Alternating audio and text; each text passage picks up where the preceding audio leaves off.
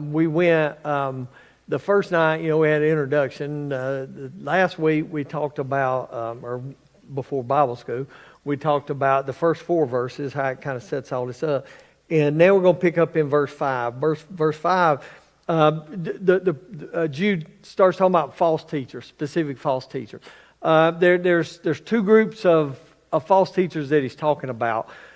One is apostates. We've been talking about apostates. Apostates, somebody that knows the truth and decides to walk away from it. I do not think they're Christians, because a Christian can't lose their salvation. I think these are people that profess Christ, that say all the right things, but they just don't know Him, and then they eventually just walk away from the faith. The second group of people he's addressing is somebody called a libertine. I don't know if you ever heard the term libertine, but a libertine is somebody who they reject accepted morals. It's somebody who the standard morality of the day. A libertine just rejects that. They decide they don't want to do it, and so without any kind of restraint or any kind of remorse or anything, they seek physical pleasure above all else. So Jude's really talking about 2 groups of people in the church. One is the apostate that claims they're believers, but they're really not, and then they walk away. And the other is a libertine, somebody that just says, I'm just going to do it my way. I don't care what society says is right.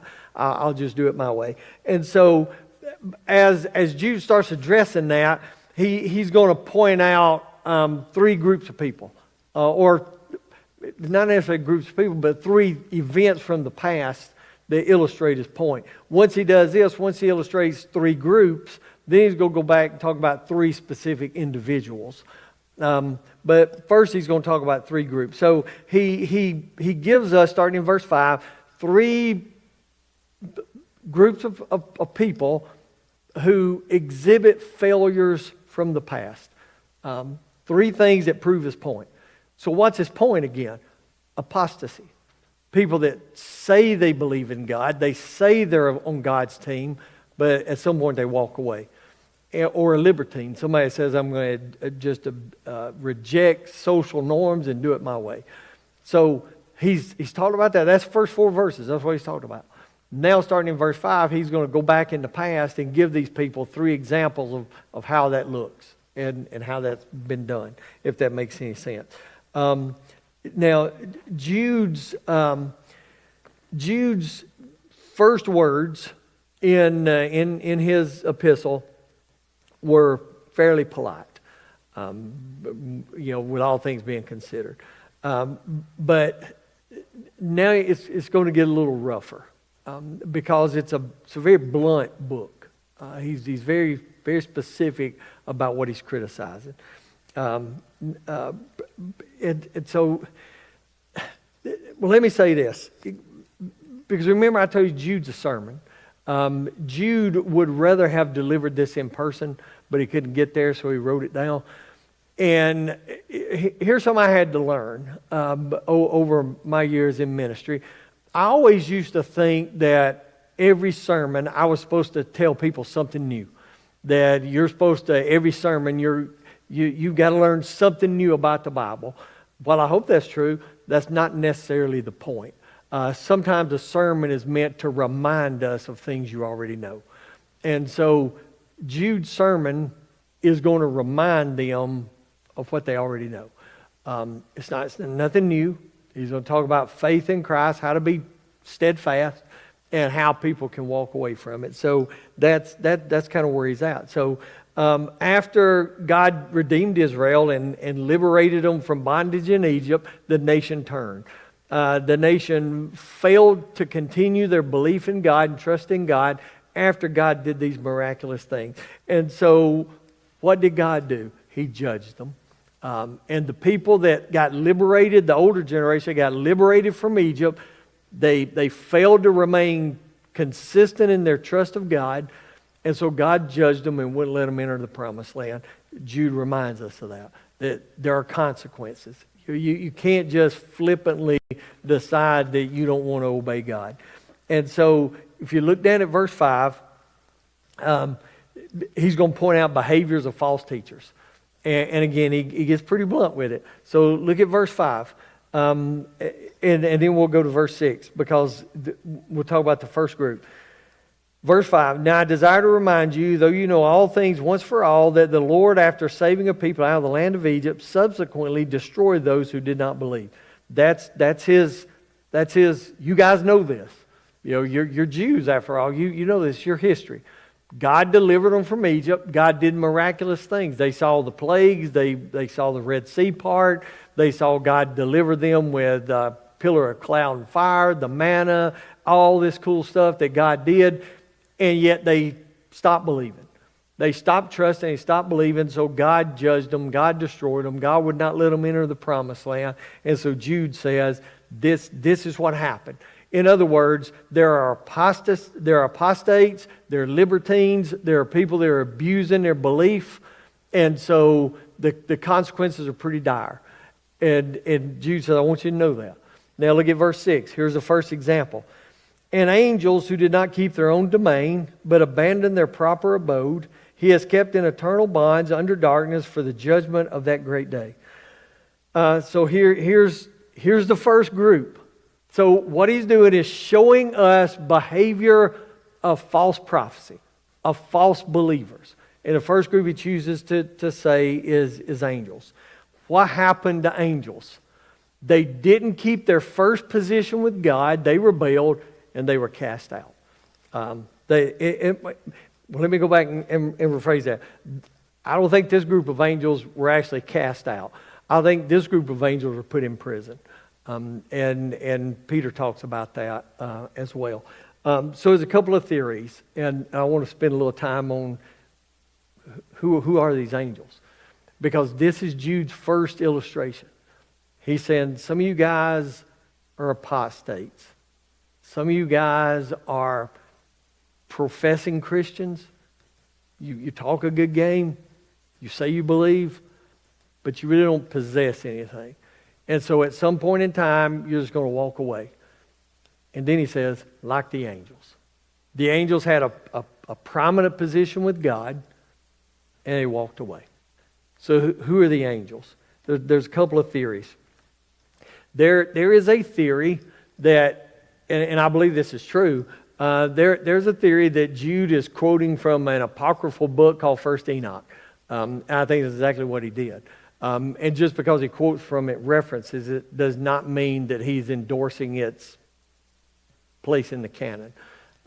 He's using it as extra biblical historical evidence.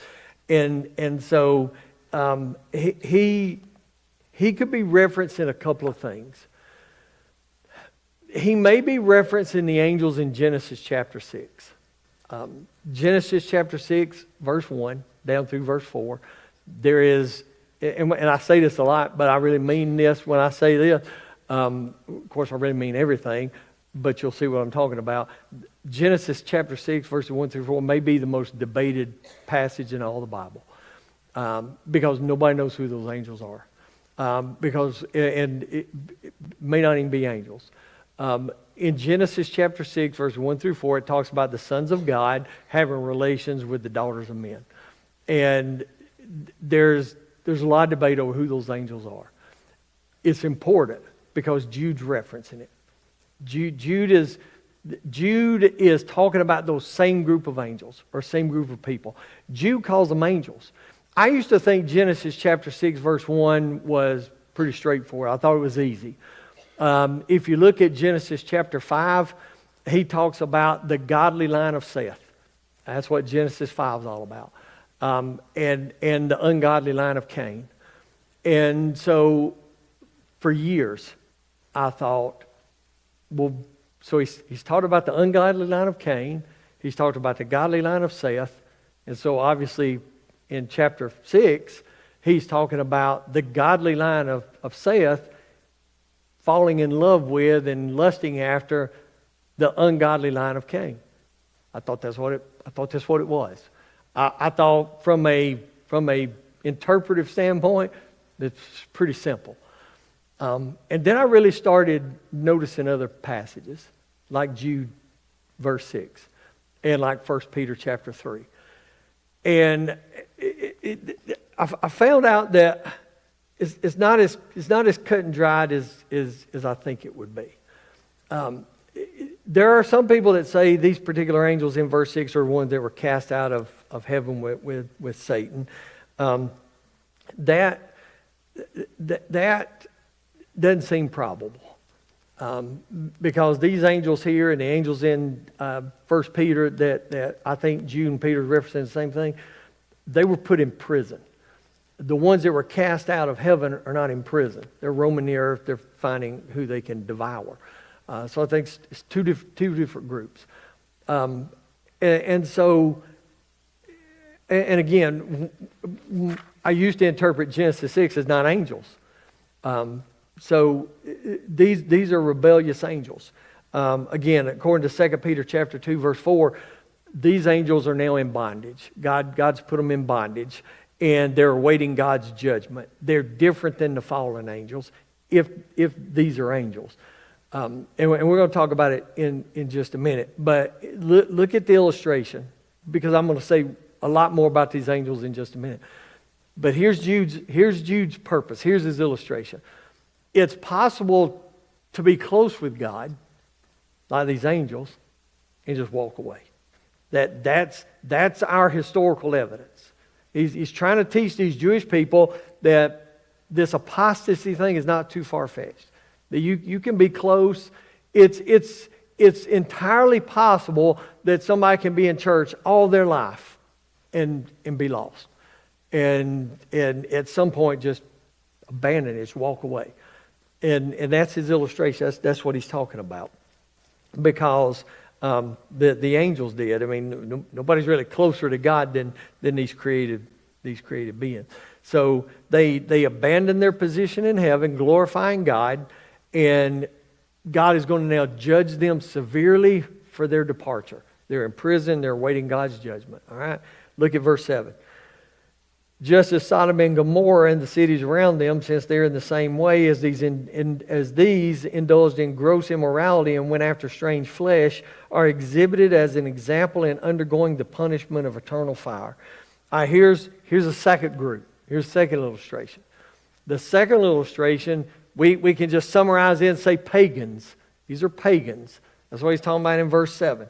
And so God's judgment is on angels, because they're an example of apostasy.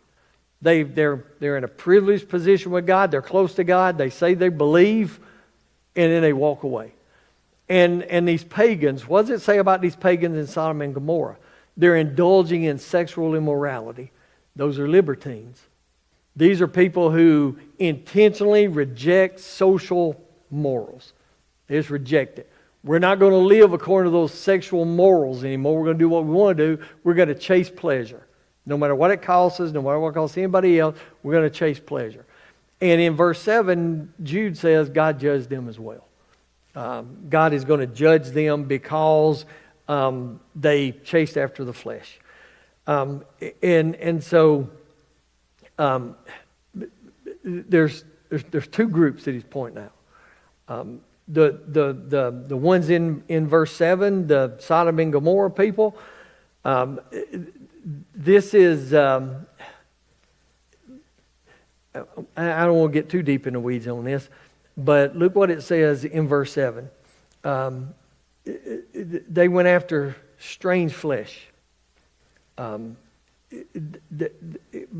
flesh that they sought to have relations with could have been angels that visited Lot. Could have been sexual relations with Lot himself. Homosexuality, strange flesh. Because the men of Sodom had no contextual reason to know that those visitors were angels. And so I think the strange flesh there was probably a reference to some kind of homosexuality or deviation from normal behavior. They're what we call libertines. And so Jude has given us two examples, and he's saying these angels departed from the presence of God I mean, they were close to God. They left him, and God judged them for that. That's apostasy. And here's these pagans in Sodom and Gomorrah who are chasing after strange flesh and are doing things their own way, and God's judged them. That's a libertine attitude.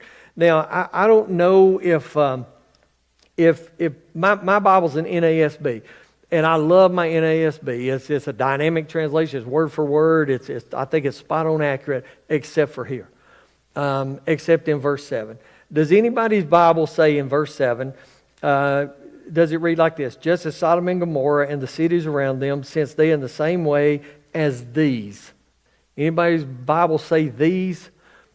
These were inserted by the English translators. That word these.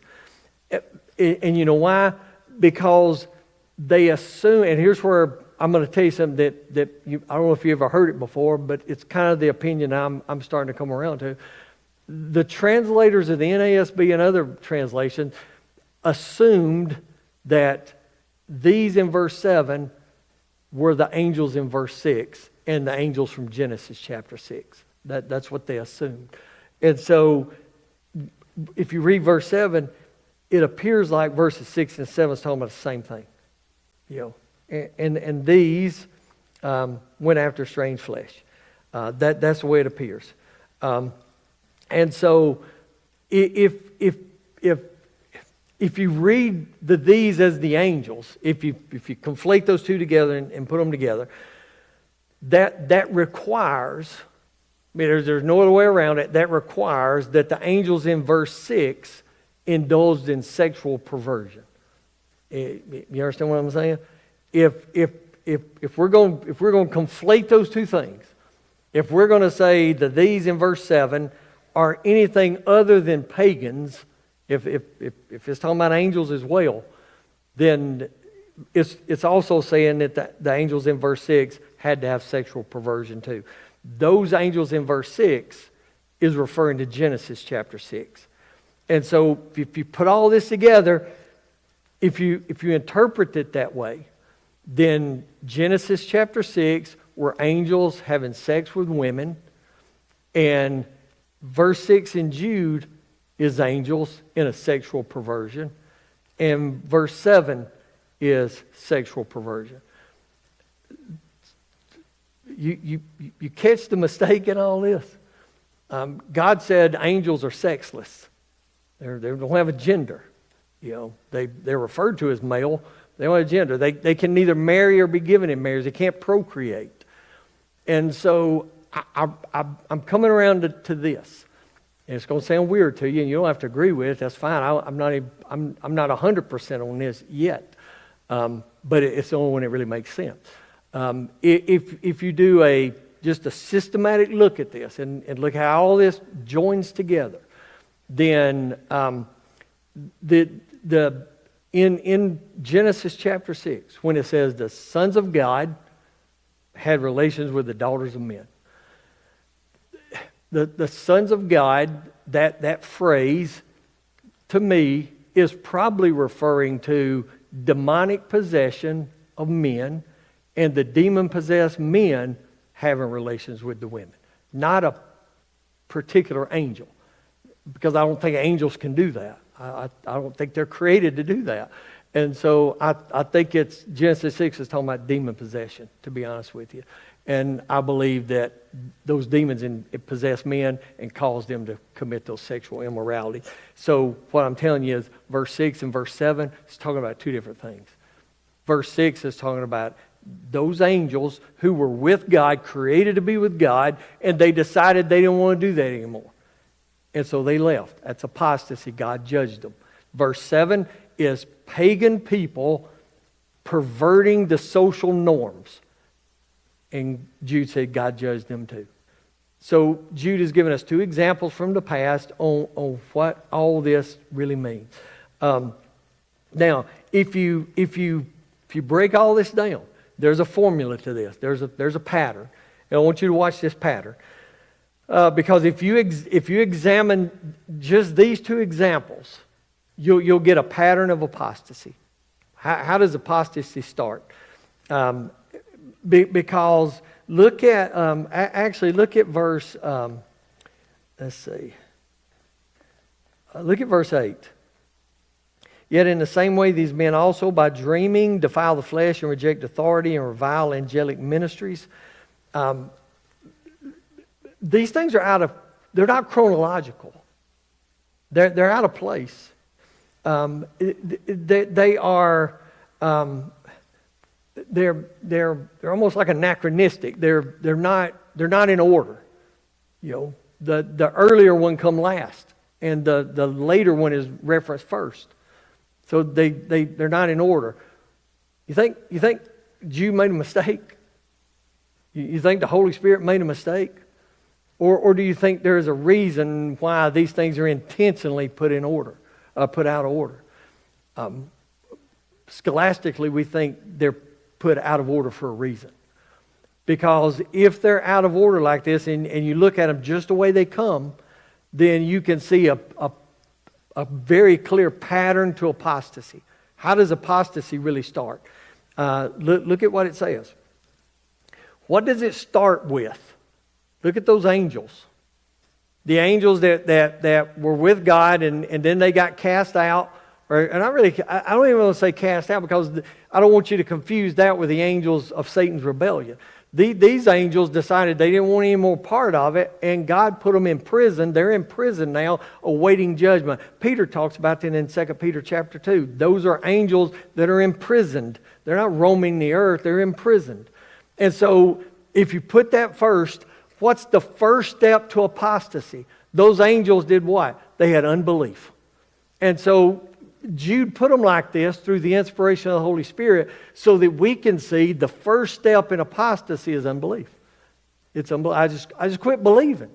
I quit trusting, I quit believing, and that starts this ball rolling. So what does the unbelief lead to? What did they do? What did the angels do? They rebelled against God. And then what did God do? God put them in prison. And now they're awaiting judgment. So this road to apostasy, it starts with unbelief. And then it goes to rebellion. My unbelief leads me to rebellion. I don't think these are Christians. It's even going to mention in here in a minute about fire. I don't think it's talking about hellfire because Christians are not going to hell. You know, if you are a Christian, you will not burn in hell. I mean, that's one of the basics of our doctrines. You know, you're not going to do that. So I think it's talking about something else.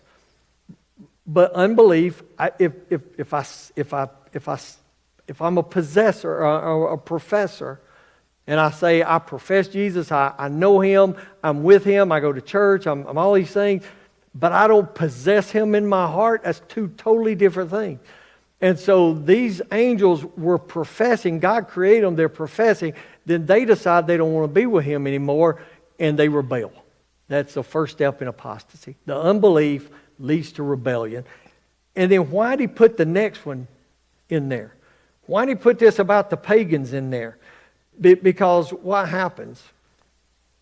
The lawlessness that's created by rebellion against God leads you to live a life of infidelity and immorality.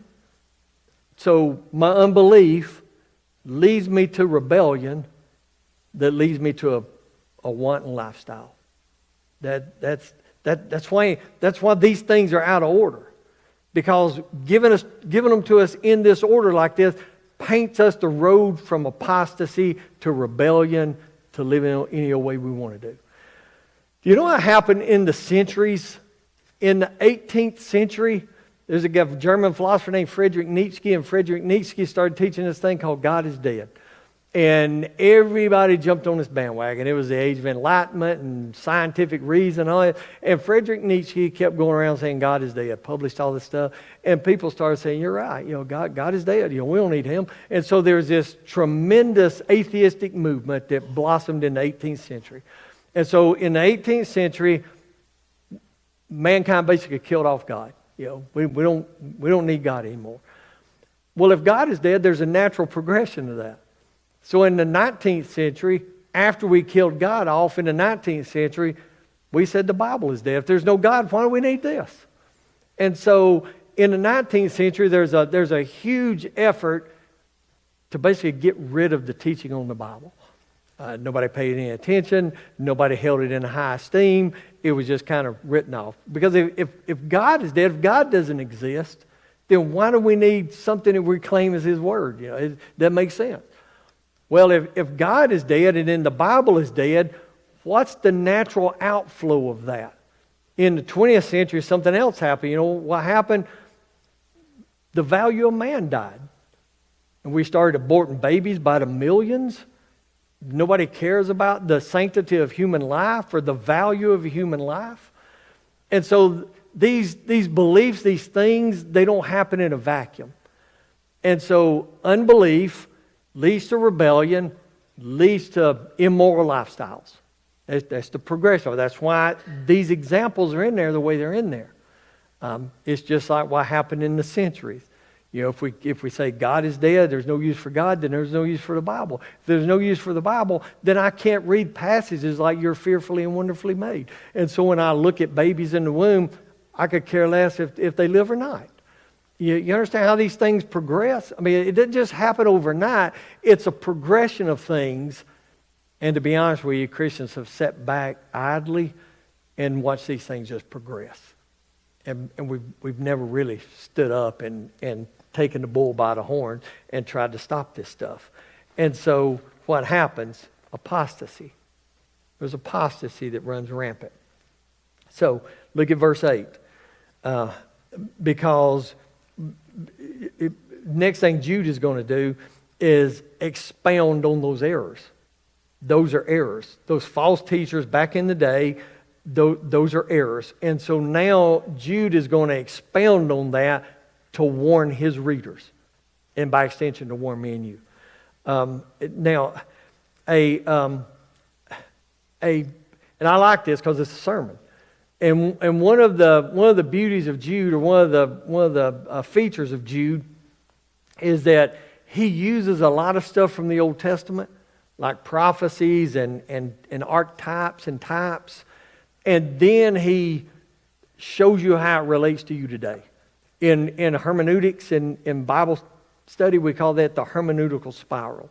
How do you get it from the context of Scripture to your life? Because I could stand up here all day and just read the Bible to you and tell you the historical setting. But if I don't tell you how to apply it to your life in 2026, it doesn't do you any good. It becomes just a history book, And so that's what Jude is doing. Jude is giving them these examples from the past, and then he said, okay, now let me show you how this applies. Let me show you how this works in your life. So look at verse 8. Here's the first one. Yet in the same way, just like those Old Testament examples, just like they did, in the same way, these men also, by dreaming, defile the flesh and reject authority and revile angelic majesties. Just like they did. And so now what he's going to do is take those examples from the past and point out three specific, to him and really to us, modern errors. Modern things that come out of that. Now, look at the way he words verse 8. By dreaming, here's one of the ways he's characterizing the false teachers. They're justifying their false beliefs by saying they had dreams about it. Which people still do. Oh, God showed me in a dream. I don't think so. I don't think God speaks like that. If He does, it's extremely rare. You know why I believe that? Because He's given us this. This is the full revelation of God. I've been telling y'all, we have a general revelation of God. We can go outside and look. You can look outside and you can see God in creation. You can see it. That's a general revelation. And then we have this. This is a special revelation of God. And He says, if there's something we ought to know about Him, it's in here. If it's not in here, then He doesn't care for us to know it. It's not important that we know it. And so God is not going to speak to you like Joseph Smith and the angel Moroni and show him where secret golden tablets are so he can find a different book. That's not going to happen. I can assure you of that. That's not going to happen. And so Jude is saying these false teachers, one of the characteristics of them is that they're trying to pass off their false teaching by claiming visions and dreams that they have. I think that's what he's talking about. When he's talking about the majesty of angels, I think he's talking about angels. I think it's literal angels that he's talking about. So now look at verse 9. But Michael, the archangel, when he disputed with the devil and argued about the body of Moses, did not dare pronounce against him a railing judgment, but said, "The Lord rebuke you." So watch what he's doing. He's juxtaposing two different attitudes. The first is the false teachers, and the false teachers are coming up with all this stuff from dreams and visions that's not right. And the second is Michael the archangel. And he fought with the devil over the body of Moses. And look at the comparison, because the reaction of Michael really stands for us in a very bold comparison to the false teachers of the day. Because what happened?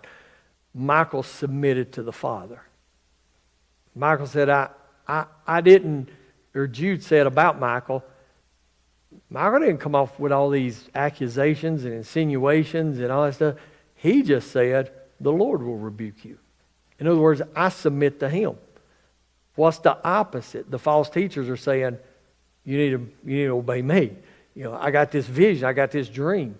Here's what you need to do. And so Michael the archangel didn't dare to treat Satan, the devil, flippantly or condescendingly.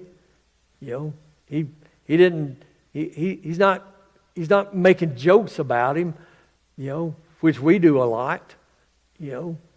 People walk around at Halloween with red suits and pitchforks and all that. I wouldn't treat the devil so flippantly, if I was you. But that's another thing. Michael was not condescending, in fighting with the devil. He wasn't disrespectful. He wasn't rude. He didn't pronounce judgments against him like these false teachers are doing. So what's Jude's point? If Michael treated the devil like that, then why can't these false teachers behave the same way?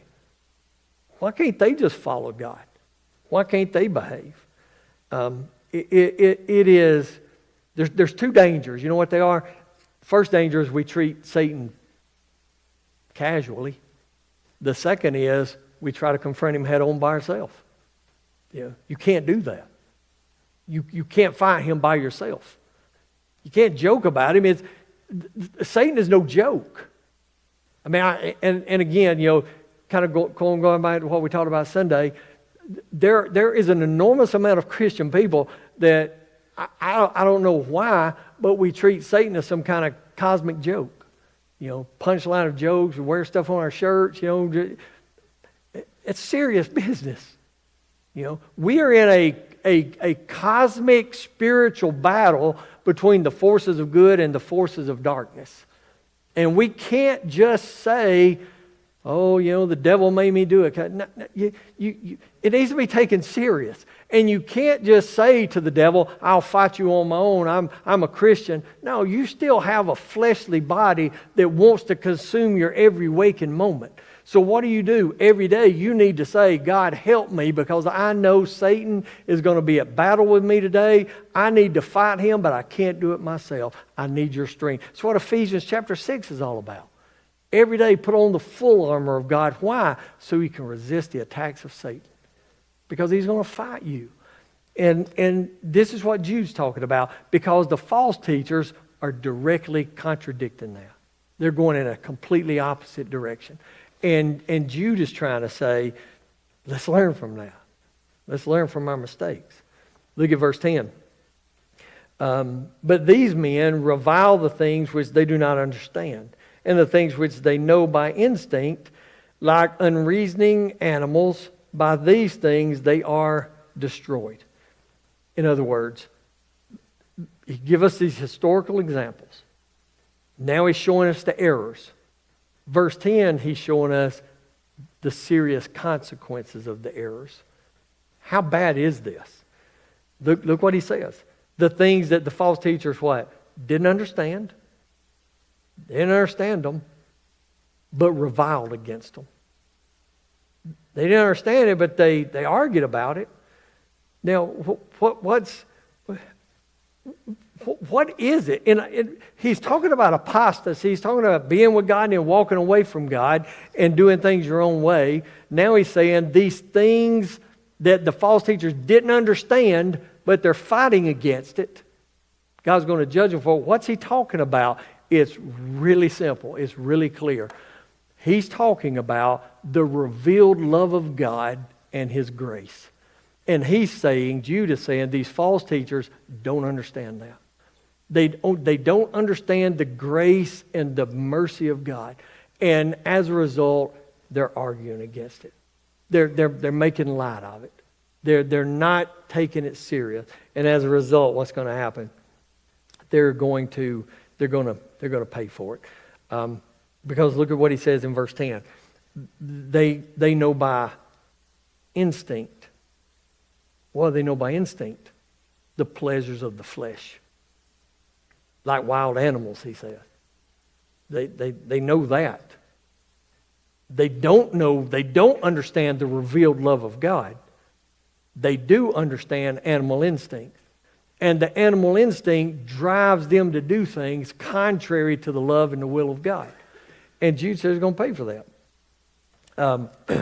It's a shame, really. Now look at verse 11, because verse 11 is pretty rough if you understand what he's saying. Woe to them. Why does he say woe to them? Woe to them is an imprecation. I don't know if you ever heard the term imprecation. There are certain psalms that are called imprecatory psalms. They are curses. When a biblical writer says woe to you, that's a curse. In other words, it is the direct opposite of a blessing.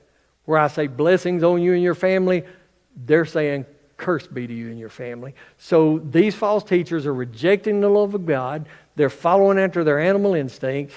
And Jude said, you're cursed for that. You're going to have a curse. That's an imprecation.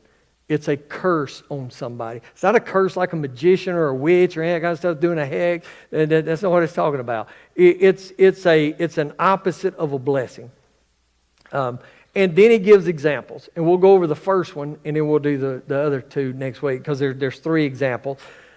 Look at the first example in verse 11. Woe to them, for they have gone the way of Cain. They've gone the way of Cain. And for pay, they've rushed headlong into the error of Balaam and then perished in the rebellion of Korah. So in that verse, there's three examples. We don't have time to get into all three of them, so we'll take the first one first. He said they fell into the way of Cain. What's the way of Cain? Go back in the Old Testament and look. What's the way of Cain? It's the way of godlessness. It's the way of immorality. It's the way of sensuality. It's the way of violence. He killed his brother after all. It's a way of lust. It's a way of blasphemy. It's a way of greed. It's a way that leads to divine judgment. So he said, Jude says, you guys have a problem in the church. You know, the problem is there's false teachers coming in and they're teaching you things that are wrong.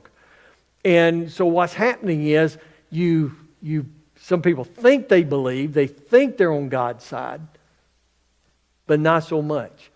And then eventually they just walk away. And they then choose to do things their own way. And he said, let me give you some examples. The angels, they rebelled against God and they got thrown into prison. They're waiting judgment. And he says, let me give you another example. Those people in Sodom and Gomorrah, they lusted after men.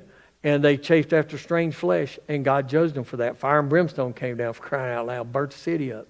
And so he said, it's these false teachers that's doing this. And he said, the reason they're doing it is they don't understand the love of God. They just don't understand that. Instead, they give in to their animal instincts and are doing everything contrary-wise to God's Word. And then he says, okay, now, let me give you three individual examples. First is Cain. Don't be like Cain. Cain's way was godlessness. He lusted, he was greedy, he killed his brother, he did all these things. And because of that, It led to divine judgment. What happened to Cain? He got marked and kicked out. It was a price on his head, so to speak. So Cain wanted a relationship with God. You remember the story? I mean, he wanted a relationship with God. Him and Abel standing there, and God was approaching both of them, and Cain wanted a relationship with God. What was Cain's mistake? He tried to do it by works. He wanted to do his own thing. Abel did the way God told him to do. Abel brought the best of the flock, gave it to God. God accepted it, and God moved on. Cain, however, tried to do it by works. And when God rejected it, Cain turned the other way. Instead of saying, oh God, I'm sorry, let me have another chance, which God would have gave him, I think. Cain said, okay, I'll do it my way. He went out and killed his brother. Then he started lusting and greed and all these kind of things. And it cursed his whole line. That's why in verse 11 it says, woe to them. Be a curse on them. Because Cain's line was cursed. You understand how all this stuff, it just kind of feeds on each other, it builds on each other. It's a shame, really. And then the next two we'll talk about next week. The next two are Balaam's error and Korah's rebellion. So if you want to, you can go back and read those two stories in the Old Testament, and you'll see what we're going to talk about next week. But that's how Jude's laying this out. Again, it's a sermon. He's genuinely scared for this church. They are losing their way fast because false teachers are coming in and they're just subverting everything. And Jude said, listen, I gotta win y'all back. You know, I've got to do something drastic. So here it is. And honestly, I think this is an excellent sermon that he preached in this book. Any questions about Jude so far?